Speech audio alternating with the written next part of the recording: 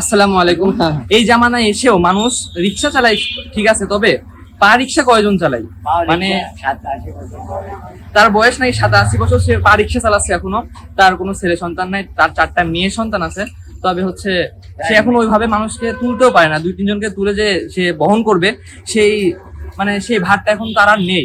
তার সঙ্গে দেখা হয়েছে। এখন চাইলেও তো মানুষ অনেক কিছু করতে পারে, অনেক কিছু দিতে পারে। এখন আমরা চাইলেও হয়তো পারবো না, কারণ আমরা স্টুডেন্ট, আমাদের বাবা মা ওইভাবে আমাদের টাকা দেয় না যতটুকু প্রয়োজন তাদেরকে দেওয়া।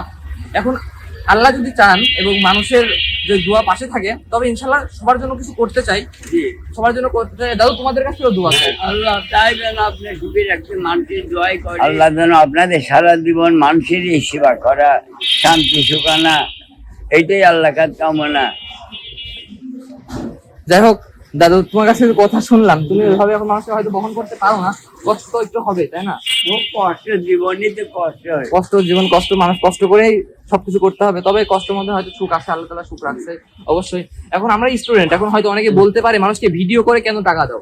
এখন আমাদের যদি আর্নিং সোর্স না থাকে, তাহলে আমরা মানুষকে কিভাবে টাকা দেবো? হ্যাঁ হ্যাঁ, আমরা আর্নিং করবো, আচ্ছা দেন তাদের তো তারপরে মানুষকে টাকা দিব, মানুষকে সাহায্য করবো। এখন হয়তো মানুষ যে যাই বলুক, মানুষের কথা কান দিব না ইনশাল্লাহ। মানুষের জন্য কিছু করতে চাই, মানুষের জন্য কিছু করতে চাই, করবো ইনশাল্লাহ। সেই দোয়াটুকু তোমাদের কাছ থেকে চাই। এখন মানুষের কোনো কথা কান দিব না। আর বিশেষ করে তুমি মানে এই বয়সে এসেও যে মানে এইভাবে পা রিক্সা মানুষকে বহন করতেছো, এটা দেখার পরে মানে সহ্য করতে পারি নাই, চোখে সহ্য করতে পারি নাই। ওই জন্য আমি তোমাকে ডেকে দাঁড় করাইলাম দাদু। যাই হোক, হয়তো তোমাকে ওইভাবে টাকা দিয়ে ওইভাবে সাহায্য করতে পারবো না, কারণ ওইভাবে কিন্তু আল্লাহ আমাদের দেয়নি। আপনারা মানুষ হন, শাকুন আল্লাহ তৌফিক দেন।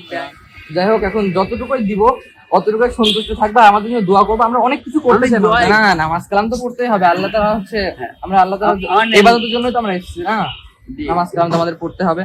এখন মানুষের কোনো কুটু কথা আমরা কান দিব না, মানুষের জন্য কিছু করব।